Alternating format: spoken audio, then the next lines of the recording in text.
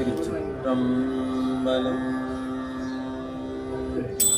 ஆதியும் மந்தமும் எல்லாரும் பெரும் சோதியையாம் பாட கேட்டேயும் வாழ்த்தடங்கன் மாதே வளருதியோ பஞ்செவியோ நின் சேவிதான் மாதேவன் வார்கழல்கள் வாழ்த்திய வாழ்த்தோழி போய் வீதிவாய் கேட்டலுமே விண்ணி விண்ணினை மறந்து போதாரமணியின் மேல் நின்றும் புரண்டிங்கன் ஏதேனும் ஆகாய் கிடந்தாள் என்னே என்னே ஈதே என் தோழி பரிசேலோர் எம்பாவாய் ஈதே என் தோழி பரிசேலோர் எம்பாவாய்.